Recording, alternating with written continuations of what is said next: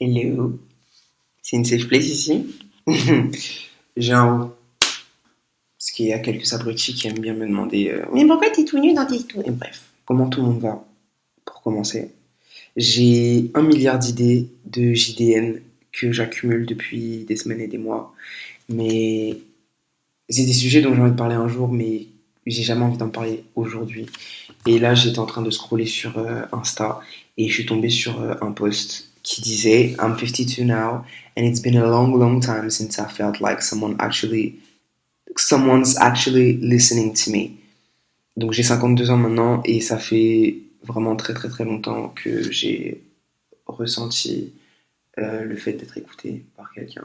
My grandma was the last one. She passed away 20 years ago. Ma grand-mère était la dernière. Elle est décédée il y a 20 ans. My life is lonely and I kind of accepted that already. Ma vie est solitaire. Je me sens seul. Et j'ai accepté déjà. Et je me sens pareil, mais pas par rapport à ma grand-mère, mais par rapport à une amie à qui j'ai dû arrêter de parler. Et je pense l'avoir déjà dit quelque part, parce que je suis tout le temps en train de parler quelque part. Mais je suis quelqu'un d'extrêmement seul, et je l'ai déjà dit aussi qu'un jour je ferai une vidéo sur pourquoi j'ai pas d'amis, pour vraiment rentrer dans les détails, que vous ayez bien genre la genèse de lore, etc. Mais là, ça fait un bon moment, et par bon moment, je veux dire, ça se compte en années, que non seulement on peut compter le nombre de personnes à qui je parle et que je peux considérer comme étant des amis sur les doigts de la main, mais on peut les compter sur un seul doigt en fait. Et on se parle une fois tous les 6 mois. Mes seuls rapports sociaux, je sais pas si je peux dire ça comme ça, je les ai en allant à la salle de sport. Genre j'y vais du lundi au dimanche. Qu'est-ce que je raconte? J'y vais du lundi au vendredi. Et enfin, je discute vite fait avec les gens et tout machin, je rigole avec mon coach, yeah, et tout. Après, j'entre à la maison et tout, mais enfin, basta quoi. En dehors de ça, les seules conversations que j'ai, ça va être sur internet. Et c'est même pas pour dire, ouais, je parle à des inconnus sur internet, je parle à des followers. Quand je parle à des followers, je parle à des fans. Genre, il y en a avec qui, il y en a qui m'ont DM un jour et à qui j'ai répondu, et avec qui le feeling est bien passé. Et depuis, on a des conversations, on s'envoie des mèmes, etc. machin et tout. Genre, c'est tout. Mais voilà, c'est ça ma vie sociale. Et les rares fois ces dernières années où j'ai essayé de m'ouvrir à des gens et de laisser des gens rentrer dans mon intimité, euh, que ce soit romantique ou amical, à une exception près, qui est du coup donc mon ami à qui j'ai dû arrêter de parler. Tout le reste, au fil du temps, au fil de la relation, etc., au fil des événements et tout, je me suis rendu compte qu'en effet, il ne m'écoutait pas réellement en fait. Parce que quand je me rapproche de quelqu'un, quand je sens que qu'on va devenir assez proche pour se raconter des choses intimes, etc., pas juste rigoler, faire des blagues et tout, je préviens les gens par rapport à certaines choses. Avant, j'expliquais littéralement mes traumas. Genre, j'expliquais ce qui m'est arrivé, qui a fait qu'après j'ai eu ça, puis après ça, puis après ça, puis après ça. Genre, j'expliquais les événements, etc. Et parce que ça s'est très mal passé avec deux personnes l'une après l'autre, à qui j'avais raconté ça. J'ai arrêté de raconter, j'ai réalisé que c'était une dinguerie en fait de raconter aux gens genre d'où viennent mes traumas et tout. Tu peux juste expliquer que voilà, je suis comme ci comme ça, j'ai été traumatisé et tout, ouais. T'as pas besoin de connaître les détails et tout, mais voilà pourquoi je me comporte. Ah non, je me comporte comme ça et tout, je suis traumatisé, ha ha ha, je travaille dessus en thérapie, TKT, je fais de mon mieux, blablabla, blablabla. Pas besoin d'expliquer la genèse de machin et tout. Bref, donc je disais que donc quand je sens que je deviens proche de quelqu'un, je la préviens par rapport à certains comportements que j'ai, certaines grosses émotions que je ressens, certaines réactions que je pourrais avoir dans certaines situations ou après certaines actions ou à cause de certains bruits, etc. machin et tout. J'explique que je souffre de dépression sévère, anxiété généralisée, anxiété sociale, des réalisations, j'en parle pas. Je suis pas suivi par rapport à ça, j'ai pas d'aide par rapport à ça. Et du coup, c'est assez compliqué. Genre, c'est vraiment compliqué. Je vois pas l'intérêt d'expliquer ça aux gens. Bref. Et donc là, récemment, maintenant que j'ai le diagnostic, j'ajoute TDAH à la liste. Et je suis sur le spectre de l'autisme, même si je n'ai pas encore fait le... Enfin, même si je me suis pas encore fait diagnostiquer. Je vais le faire cette année. Mais je le compte dedans. Je le compte dedans. Bref. Quand je vais rencontrer quelqu'un et tout, On va discuter, on va être proche et tout, et tout. Je vais faire asseoir la personne, je vais dire, écoute, ma belle, voilà, je sais qu'on rigole bien, et que je parais être très normal et très machin et tout. Je suis loin d'être, voilà. Je suis un peu, j'arrive pas à trouver d'adjectif parce que j'ai pas envie de dire que je suis pas normal parce que qu'est-ce que la norme? Mais en même temps, bon. Et donc à chaque fois j'explique, je prends le temps d'expliquer à la personne que voilà, je suis comme ci, je suis comme ça, qu'il y a certaines choses qui pour toi peuvent paraître rien du tout, qui pour moi me brisent et t'auras l'impression que j'en fais des tonnes et des tonnes et des montagnes et des machins et tout.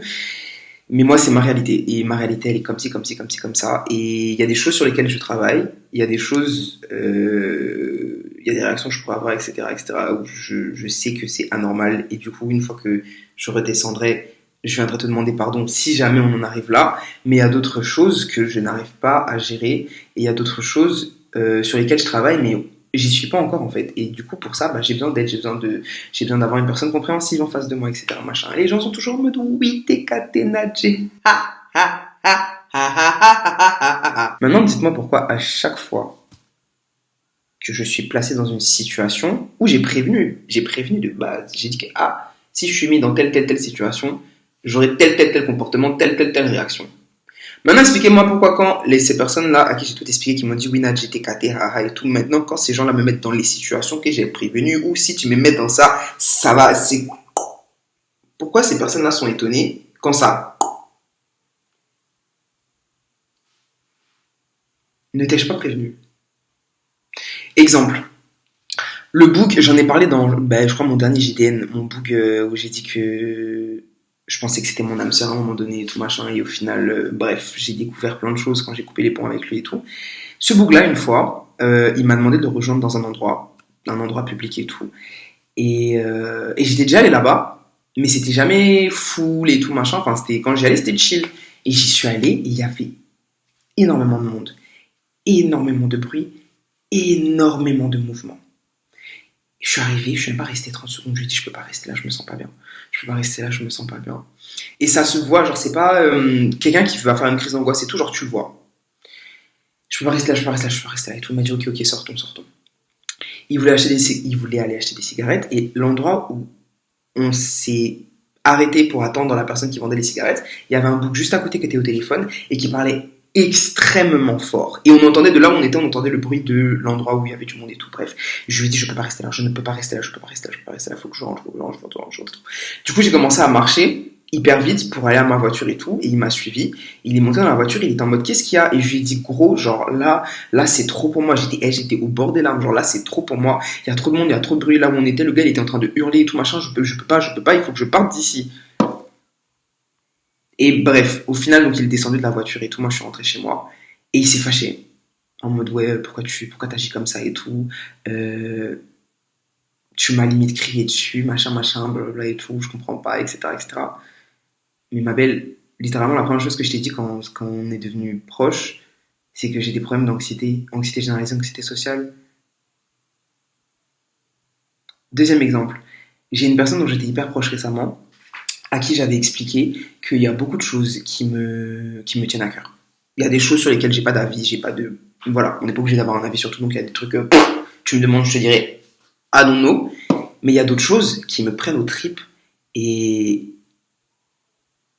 ces choses-là, je peux pas faire semblant par rapport à ça en fait. Je peux pas.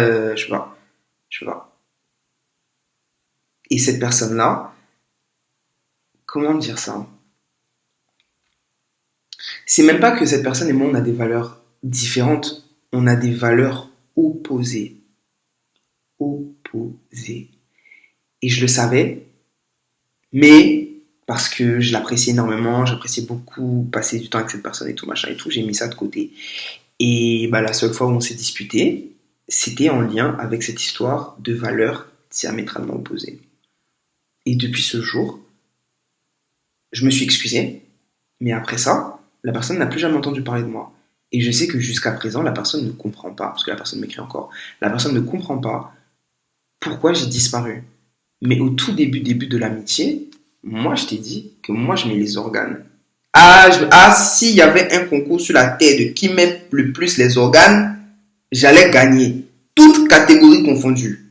Pour ceux qui ne comprennent pas, mettre les organes, c'est en gros être extrêmement investi dans quelque chose. Genre vraiment, quand on est dans une dispute et puis il y a quelqu'un qui explose et tout, mais pourquoi tu mets les organes? Bref. Donc en fait, quand je suis tombé sur le post que je vous ai lu là, c'est ce que ça a fait résonner en moi en fait, que les gens à qui j'expose mes troubles, mes maladies et les choses avec lesquelles j'ai du mal et tout, n'écoutent pas réellement. Ils écoutent pas.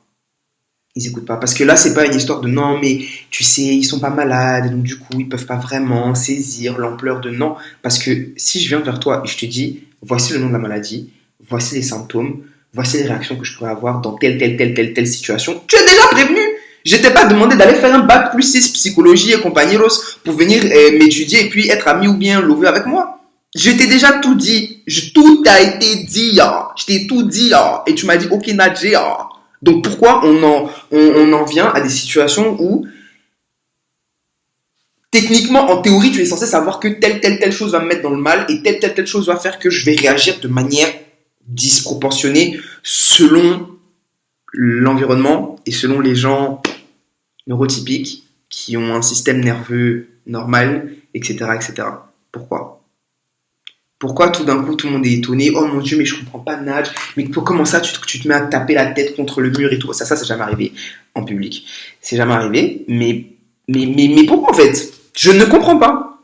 Je comprends pas. Et du coup là, la dernière fois que ça m'est arrivé, c'était littéralement hier. Quelqu'un à qui j'ai expliqué.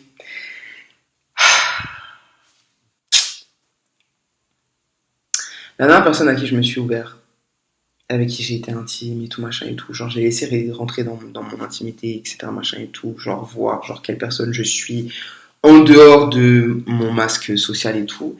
Et du coup, je lui ai parlé de mes troubles et tout machin, bref. Et je lui ai dit, ouais, dans certaines situations, par rapport au TDAH et tout, et ADHD, euh, si jamais genre t'es en train de me parler et qu'il y a des gens qui parlent derrière, je vais pas entendre ce que tu vas me dire. Je vais pas entendre ce que tu vas me dire, ça me fait. Mon cerveau peut pas gérer ça. Impossible que je gère ça. Et je lui ai également dit que le bruit c'est un de mes plus gros triggers par rapport à l'anxiété et tout, que du coup, donc plus il y a de bruit, plus j'ai de chances de me sentir mal, etc., etc., etc., bref. Et hier, on s'est retrouvé dans une situation où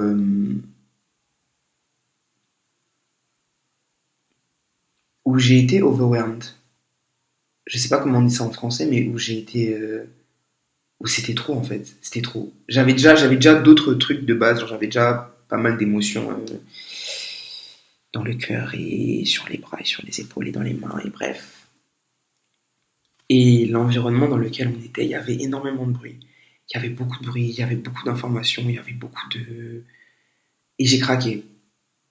J'ai craqué et au moment où j'allais lui dire je reviens, je vais m'isoler 2 minutes, je reviens, bah, je me suis mis à pleurer en fait. Et du coup, je lui ai dit en pleurant je reviens. Genre je vais me calmer et tout, je reviens. Et en fait, la personne qui du coup m'a vu pleurer parce que j'étais à bout, etc., parce qu'il y avait trop de bruit, parce que machin, etc., etc. et tout, cette personne-là, j'ai dû l'appeler de là où j'étais en train d'essayer de me calmer pour lui demander est-ce que tu peux, s'il te plaît, parler moins fort? Genre, est-ce que tu peux littéralement arrêter de crier? Parce que là, c'est même pas parler fort. Genre, moi, je parle fort, mais la personne était littéralement en train de crier. Je lui ai demandé mais est-ce que tu peux. Je voulais le message. Si je lui ai écrit, comme la personne était en train de crier, j'ai dû l'appeler. J'ai dit pardon, arrête de crier, j'essaie de me calmer. Donne-moi 5 minutes. La personne m'a répondu ok. Je sais pas. Je sais que les personnes qui sont comme moi comprendront. Mais je sais pas comment faire comprendre aux personnes qui du coup ne sont pas comme moi.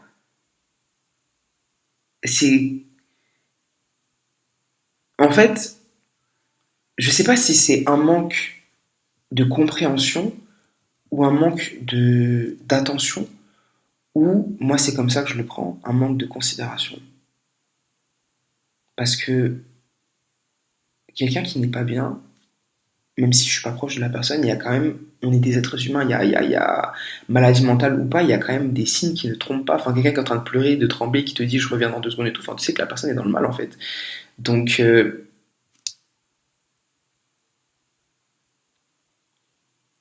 Je sais pas. Je ne sais pas. Je ne sais pas si les gens ne m'écoutent pas, si les gens ne me comprennent pas. Je sais que ça peut pas être je m'exprime mal parce que vraiment je rentre dans les détails, j'explique bien le comment, du pourquoi, de blablabla, jusqu'à j'explique des symptômes que moi-même j'ai pas en disant voilà, c'est vraiment tout un, je n'arrive jamais à trouver ce mot, mon Dieu, tout un spectre. Tout un spectre et voilà ce que moi je ressens, voilà ce que moi je vis par rapport au spectre et tout. Après il y a d'autres gens qui vivent ça, mais moi c'est pas mon cas, blablabla et tout. J'explique tout. Donc je ne sais pas pourquoi je me retrouve toujours avec des gens qui sont étonnés quand il arrive ce que j'ai dit qui arriverait si jamais j'étais mis dans X, Y, Z situation. Du coup voilà, j'avais envie de partager ça avec vous.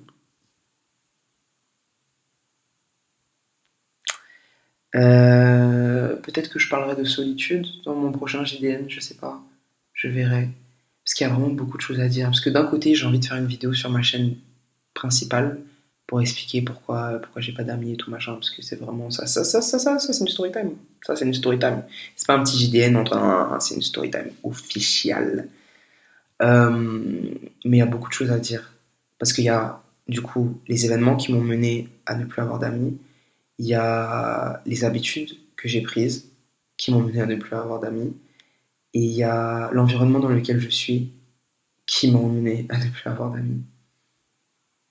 Et il y a les amis que je me suis fait en route malgré tout ça, avec qui j'ai coupé les ponts. Il y a beaucoup d'infos. Et donc après tout ce que je viens de dire là, il y a le ressenti, le fait de se sentir seul euh, alors qu'on a choisi d'être seul. Parce que du coup, je suis seul et j'en souffre, mais je l'ai choisi parce que je préfère être littéralement, mieux vaut être seul que mal accompagné, littéralement. Et que ce soit amicalement ou romantiquement, j'arrive toujours à être mal accompagné. C'est une dinguerie parce que j'overthink. Je suis tout le temps en train de réfléchir, tout le temps en train d'analyser, de machin, de blablabla, de ceci, de cela. Et vraiment, pour quelqu'un qui réfléchit autant et qui prend autant de précautions, se tromper à chaque fois, c'est une dinguerie. Donc je sais pas si on est chez les fous, mais bref, voilà, c'était le JDN du jour. J'espère que vous allez bien. Et j'attends vos retours dans les commentaires, parce qu'en vrai, en dehors du fait que moi ça me permette d'évacuer et de parler de ce dont j'ai envie de parler là tout de suite, j'aime beaucoup lire vos retours et tout. Vraiment, ceux d'entre vous qui prennent le temps de, de m'écrire des pavés hyper détaillés et tout machin pour me raconter du coup vous votre vécu par rapport à ce dont je parlais, etc. Ça me fait trop du bien. Ça me fait trop du bien, je me sens vu, je me sens de la même manière que vous, ça vous fait du bien d'écouter mes JDN et que vous vous sentez vu et moins seul, quand j'ai vos retours, ça me fait la même en fait. Donc voilà, prenez soin de vous, prenons soin les uns des autres dans la limite du possible et on se retrouve au prochain JDN. Non, attendez, c'est pas ça la fin de cette chaîne là. Bye.